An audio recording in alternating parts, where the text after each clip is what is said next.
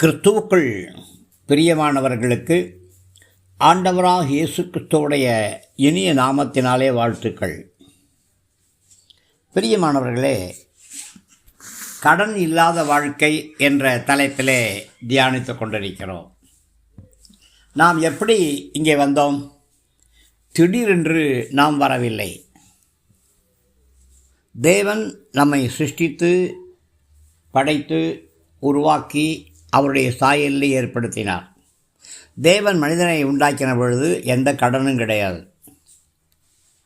கடன் அப்படிங்கிறது ஒரு கனி. அதோடைய வேறு வேறு எங்கேயோ இருக்குது. முதலாவது அதை கண்டுபிடிச்சி சரி செய்யணும். கடன் நிறைந்த வாழ்க்கை அப்படிங்கிறது திடீர்னு வர்றது கிடையாது. ஒரே நாளில் நடக்கிற விஷயமும் கிடையாது. யாரிடத்துல இனி கடன் வாங்க முடியாது அப்படிங்கிற நிலைமை எப்போ வருதோ அப்போ தான் நாம் கடனில் மாட்டிக்கொண்டிருக்கிறோம் அப்படிங்கிறதே நமக்கு தெரியும். வாடகை, current charge, telephone bill, school fees இதை கட்டாமல் விட்டு விடுவது அப்படின்னு கொஞ்சம் கொஞ்சமாக ஆரம்பிக்கும்போது அதையெல்லாம் சமாளிச்சிடலாம் அப்படின்னு நம்மளை நாமே சமாதானப்படுத்தி கொள்கிறோம் இல்லையா? கடைசி நெருக்கடிக்கு வரும்பொழுது என்ன செய்கிறதுன்னே தெரில அப்படின்னு யோசித்து இனி செஞ்சிருக்கவே கூடாது அப்படின்னு யோசிக்கிறோம் இல்லையா? அதான் கடன்.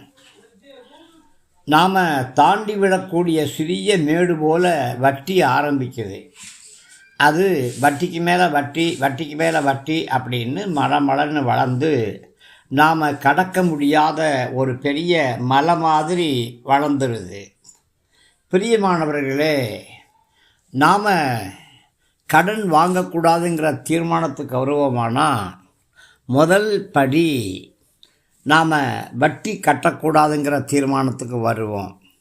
வட்டிக்கு பணம் வாங்கக்கூடாதுங்கிற தீர்மானத்துக்கு வருவோம். இருக்கிற கடன்களை நாம் அடைப்போம். சின்ன சின்ன கடனை முதல்ல அடைச்சிருவோம். அப்புறம் பெரிய பெரிய கடனை சின்ன சின்ன தவணைகளில் நாம் அடைப்போம்.